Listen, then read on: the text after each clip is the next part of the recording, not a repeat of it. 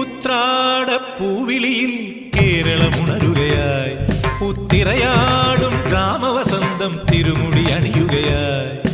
ഉത്രാടപ്പൂവിളിയിൽ കേരളമുണരുകയായി, പുത്തിരയാടും ഗ്രാമവസന്തം തിരുമുടി അണിയുകയായി. പടയണിയും then പഴമകളും പഴമുതിരും പൊൻപാർവണവും മധുമയലകരിയിൽ അടിമുടിയുലയുകയായി.